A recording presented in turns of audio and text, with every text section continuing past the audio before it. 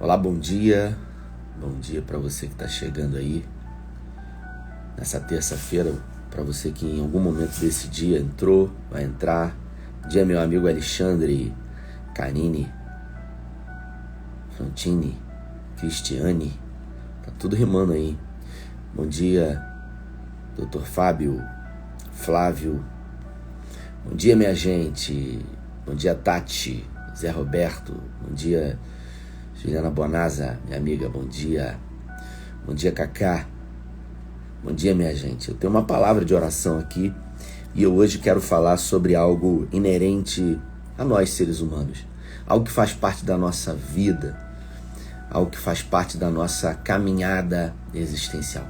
Você já parou para pensar que você ouve muito essa expressão minha, caminhada de fé existencial? Porque viver é caminhar. Não é verdade?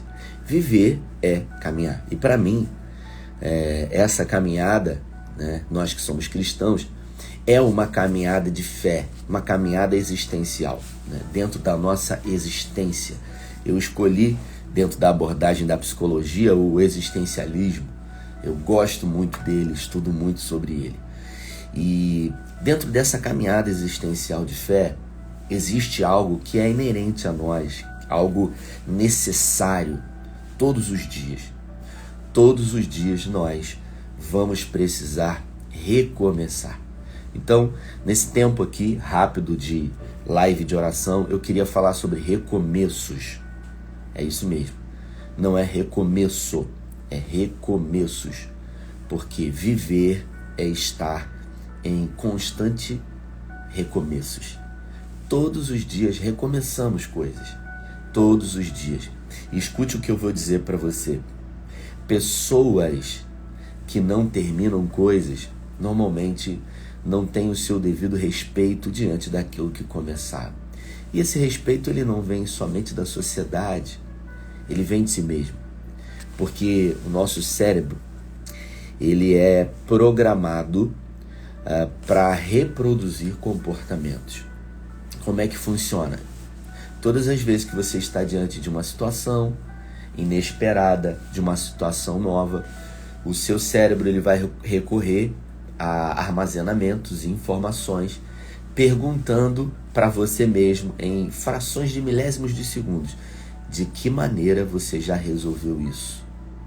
De que forma você resolveu uma situação igual a essa? Ou de que forma você resolveu uma situação muito parecida com essa? E aí, se você não teve nenhuma situação igual, o seu cérebro recorre para de que forma você resolveu uma situação parecida como essa. E de acordo com a maneira como você já resolveu ou lidou com essa situação, você vai ser impulsionado a lidar novamente. Exemplo, se eu decido parar alguma coisa no caminho por uma crise que aconteceu, naturalmente o meu cérebro vai dizer para mim, é melhor desistir. E com isso eu acabo desistindo.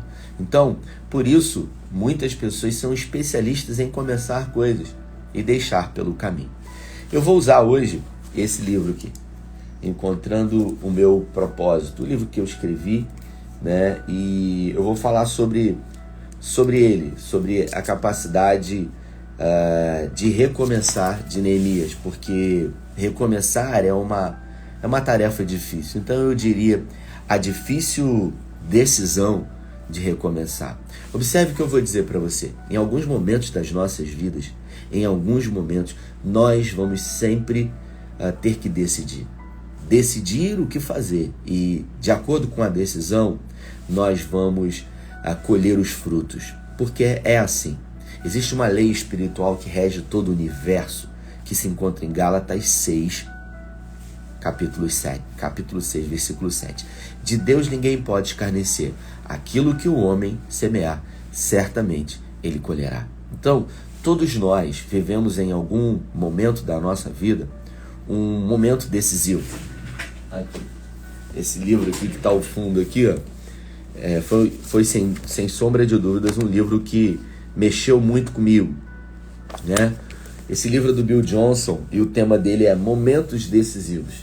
E Em momentos decisivos das nossas vidas, nós vamos precisar decidir o que a gente vai fazer. E é exatamente nesses momentos que algumas pessoas recuam. E por isso elas continuam sendo as mesmas. Ou, em alguns momentos decisivos, essas pessoas decidem avançar. Mesmo a despeito do medo, mesmo a despeito de um luto não vivido, essas pessoas elas decidem avançar. Tem um outro livro também que eu posso citar para você, não sei se eu vou conseguir achar ele aqui agora. É um livro do Flávio Augusto. Flávio Augusto, para quem não sabe, foi dono do WhatsApp. O WhatsApp é aquela escola de inglês. Ele é dono da Wizard hoje, filho de pastor da Assembleia de Deus. Tocava guitarra na igreja, é isso mesmo. E ele, num momento da sua vida, ele esteve diante de um ponto de inflexão. A gente acha que essas pessoas que foram bem-sucedidas, elas têm sorte na vida. Não, elas não têm sorte. Elas têm a capacidade de tomar a difícil decisão de recomeçar. Porque recomeçar é preciso. E o Flávio Augusto, no livro dele, tive a oportunidade de ler, ele está em algum lugar aí, queridos. Eu não sei, em outro momento eu mostro para vocês. O nome do livro dele é Ponto de Inflexão. E o ponto de inflexão dentro de um gráfico é exatamente o momento, vou tentar traduzir para você aqui. O ponto de inflexão num gráfico é isso aqui, ó. As crianças acordaram, meu Deus. Ó, você tá vendo esse gráfico aqui? Sobe e desce, sobe e desce, sobe e desce, sobe e desce, sobe e desce. Uma vida oscilante. E chega nesse momento aqui, é um ponto de inflexão. O que acontece aqui? Você vai decidir se agora você vai subir ou se você vai descer. E aí foi o que aconteceu com ele. Nesse ponto de inflexão aqui, ele decidiu fazer aquilo que era certo. Você sabe qual foi o ponto de inflexão, um dos pontos de inflexão na vida do Flávio Augusto? Quando ele saiu da escola de inglês, que ele era gerente, decidiu montar dele, chamou um sócio. O sócio tinha o capital, ele não tinha, ele tinha o know-how, a expertise, o conhecimento. Em cima da hora, o sócio decidiu não acreditar nele. O sócio falou, cara, isso é louca. O sócio tinha parece que um Passat novo, ia vender o carro para poder botar no negócio e decidiu não vender. Ele falou, não, cara, eu vou perder o meu carro. E ele perdeu a oportunidade de viver o novo na vida dele, de recomeçar. Flávio Augusto precisou recomeçar. Por quê? Porque saiu da empresa que trabalhava e acreditou que era possível. Ninguém mais acreditou do que ele. Quando esse sócio decidiu abandonar ele, quando marcou de levar o dinheiro para abrir a empresa, sumiu, ele tinha um ponto de inflexão. Avançar, acreditando mesmo sem dinheiro, ou recuar e se tornar um especialista em dar desculpas e simplesmente não recomeçar nada na vida. E foi o que ele fez? Ele pegou e ele acreditou. Usou o dinheiro de cheque especial a 11% ao mês e se tornou um grande sucesso que é hoje. Filho de crente. Talvez nas mídias sociais aí você não veja ele falar tanto sobre isso. Quem sabe ele tem algumas reservas e alguns motivos para isso. O fato é que pessoas comuns se transformam em pessoas extraordinárias a partir do momento que tomam a difícil decisão de recomeçar. Por que difícil, Rafael? Porque recomeçar não é fácil, querido. Não é fácil recomeçar em coisas pequenas, mas também em coisas grandes nas nossas vidas. E na minha opinião, Neemias precisou recomeçar. E ele precisou recomeçar da forma mais difícil possível. A primeira coisa que Neemias fez foi lamentar. E se você perdeu alguma coisa, se você perdeu alguém, se você se frustrou com alguém, se você fracassou em alguma área da sua vida, se você de alguma forma se decepcionou consigo mesmo ou com alguém, você precisa enfrentar o luto. A maioria das pessoas não recomeçam nada na vida delas porque elas vivem no luto. E quem não vivencia o luto, não tem a capacidade de tomar a decisão difícil de recomeçar. Então, se for tempo de chorar, chore. Se for tempo de sofrer, sofra. Mas limite um tempo para que isso aconteça na sua vida. Porque ninguém pode chorar a vida inteira. Ninguém pode viver só de sofrimento. Porque senão essas pessoas elas vão aprender a se condicionar ao lamento. E lamento é uma ferramenta que a gente usa para amenizar a dor. E por mais que possa parecer contraditório, o que eu vou dizer para você, preste atenção. Existe um certo prazer na dor. Existe um certo prazer no sofrimento. É isso mesmo. A psicologia garante isso, que existe um certo prazerzinho na depressão. A pessoa ela não quer estar ali, então é mais prazeroso para ela estar ali no quarto escuro, fechado, enclausurado, do que tomar a difícil decisão de recomeçar. Neemias ele precisou chorar e ele viveu o choro quando a informação chegou de que a sua cidade natal estava destruída. Ele chorou. Então, primeira fase, vivenciar o luto, sofrer. Saiba discernir as estações na sua vida. Pergunta que eu faço para você. Se você puder pegar um papel e anotar, ou colocar aqui na legenda para o pessoal depois anotar. Primeira coisa que você tem que fazer, discernir as estações. Quem está no tempo de chorar, queridos, tem que chorar. Quem não está no tempo de chorar, não chore. Mas quem está no tempo de chorar, tem que chorar. Um exemplo, alguém morreu na sua vida. Você vai fazer o quê? Vai sorrir? Não, você vai chorar. E aí, ainda as pessoas dizem, não chore, não chore. Deus sabe de todas as coisas. Não, por favor. Saiba discernir as estações. No tempo de chorar, você chore. E chore mesmo. Chore mesmo. Eu tenho uma pastora, um casal de amigos pastores. No outro dia ela estava falando isso para mim. Poxa, eu me decepcionei tanto. E aí, quando eu me decepcionei, eu vesti aquela a minha fantasia de atriz mexicana que eu tenho, ela dizia, e eu chorei. Chorei. A atriz mexicana é ótima. Chorei. Depois que eu chorei, eu enxuguei as minhas lágrimas e eu me levantei. Você quer ver um outro exemplo na Bíblia de alguém que chorou, mas depois de um tempo discerniu as estações e se levantou? Davi. Quando ele pecou contra o Senhor e Deus sentenciou ele, mandou ele escolher 3 consequências. E ele escolheu cair na mão do Senhor e diante do mal que Deus havia feito, ele chorou e depois ele se levantou. Diante do pecado que ele cometeu com Batseba, quando a criança nasceu e ficou enferma, ele chorou durante 7 dias e 7 noites, pedindo ao Senhor que de alguma forma trouxesse de volta a oportunidade da criança não morrer. E aí o que Deus fez? Carlinha, vê para mim aqui, minha filha. A porta. Obrigado. A gente vai viajar agora para Friburgo, as crianças já estão todas animadas, né? Daqui a pouco a gente vai falar sobre isso também. E aí, queridos, o que aconteceu? Durante 7 dias, ele ficou chorando, lançando cinzas sobre a sua cabeça e pedindo a Deus uma oportunidade da criança reviver. 7 dias chorando, e chorando muito. As pessoas, os servos que estavam ali disseram, caramba, o que está acontecendo com Davi? De repente a criança morre e eles ficam com medo de dar notícia para Davi. E eles ficam, meu Deus, se ele fez isso com a criança doente, se ele souber quando a criança morreu, ele vai se matar. E aí ele ouviu, o que vocês estão cochichando aí? Aí eles, não, nada não, vem aqui. O que vocês estão cochichando aí? Não, a criança morreu. E a gente ficou com medo de te falar. Aí ele falou, morreu? Ah, tá, então tá bom. Quando a criança morreu, ele fez uma oração, se levantou, foi no templo, orou, tomou banho, comeu, entrou, coabitou com a sua esposa e depois disso gerou um filho. Por que ele teve esse comportamento? Porque Deus havia dito que a criança ia morrer. E ele já sabia.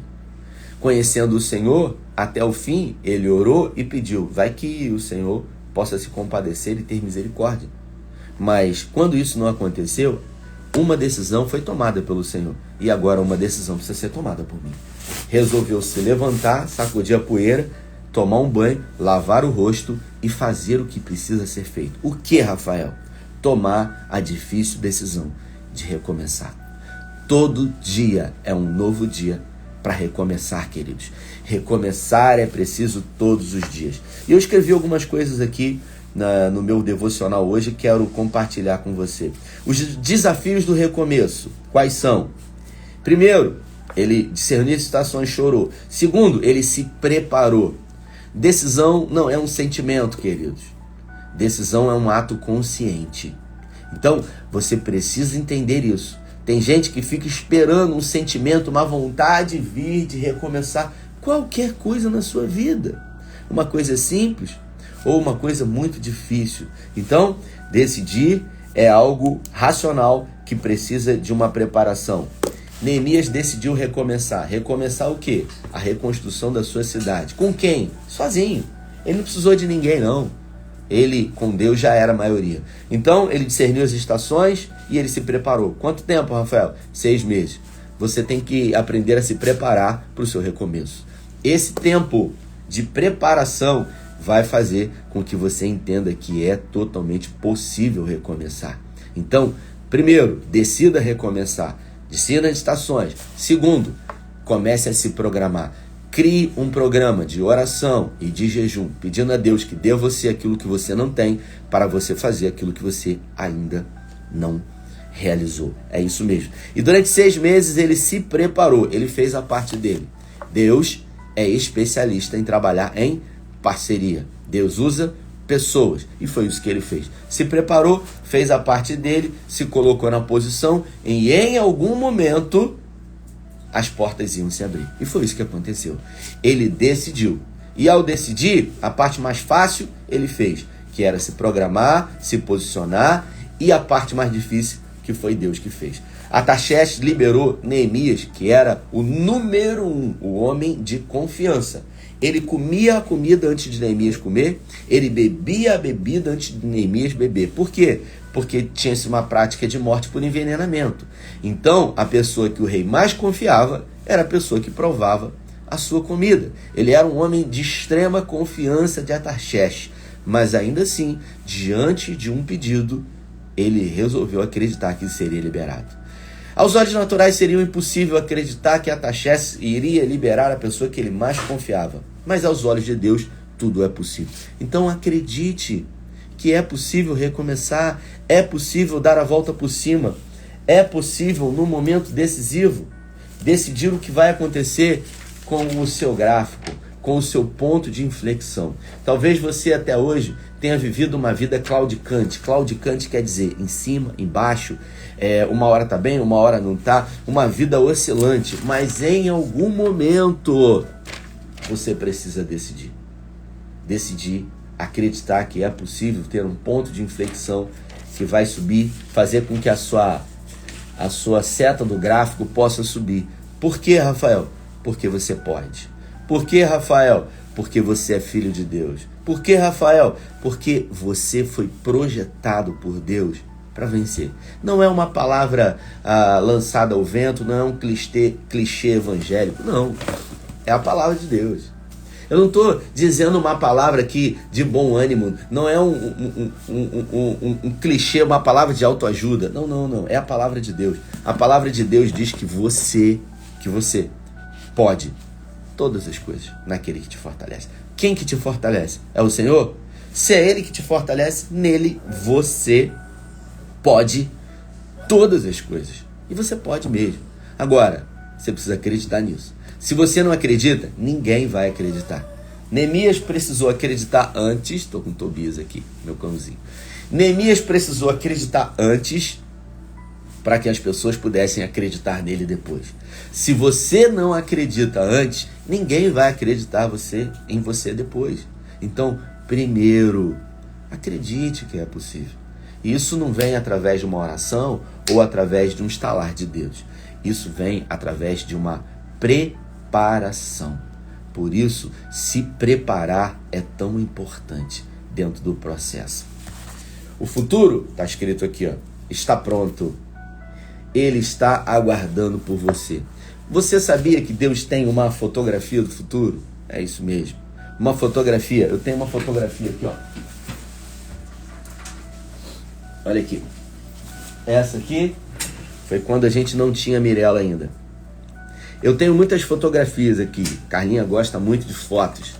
E nós temos muitas fotos juntos, eu e ela, na época do namoro, na época do noivado e na época que a gente já era casado. Viagens que a gente fez, e a gente tem muitas fotografias juntos, eu e ela, mas tínhamos um sonho, que é ter um filho.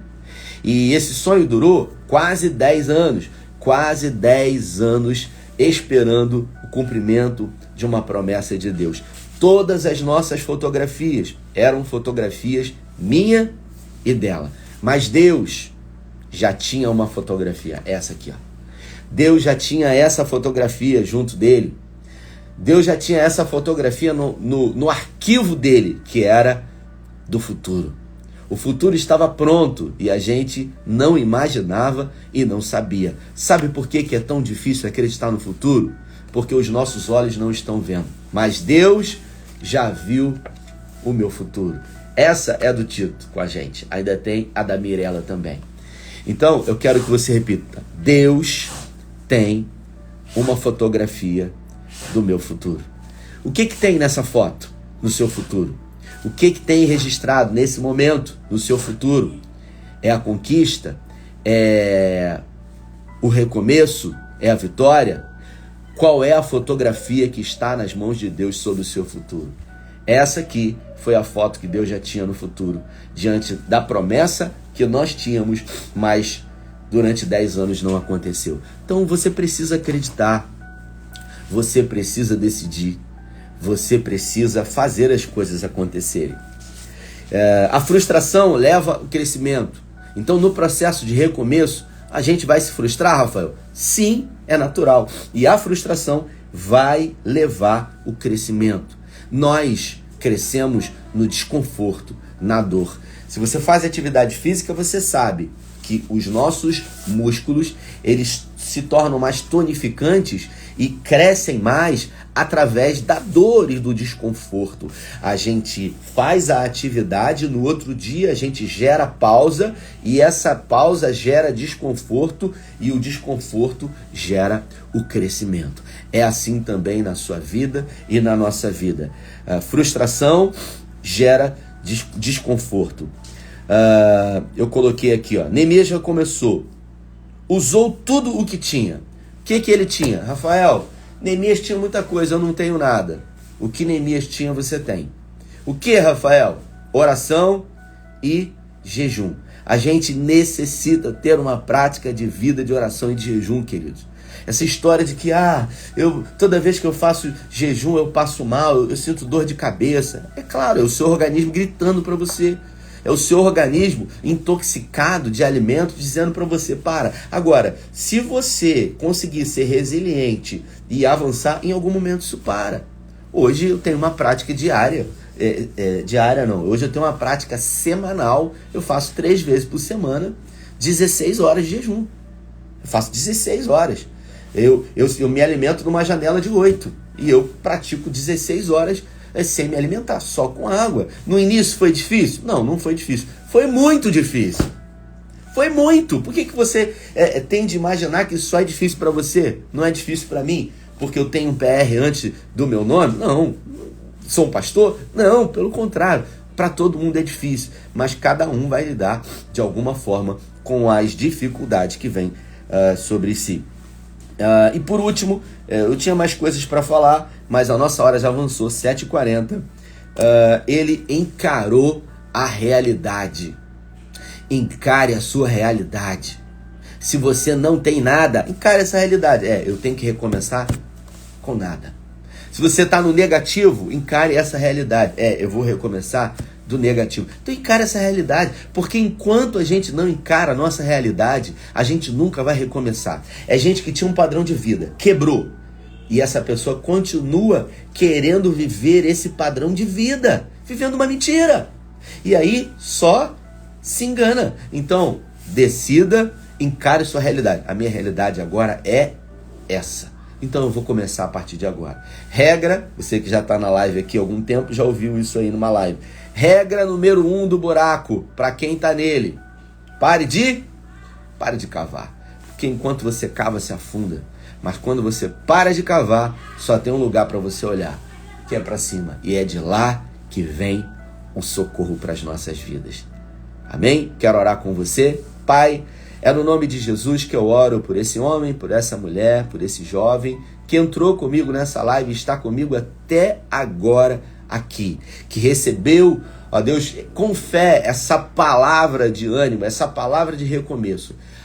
Tomar a decisão, a difícil decisão de recomeçar. Eu peço que o Senhor ajude nas fraquezas dos teus filhos e que eles sejam fortalecidos pelo Senhor. Aquilo que eles têm que fazer, que o Senhor fortaleça, porque aquilo que o Senhor vai fazer, eles não podem querer fazer.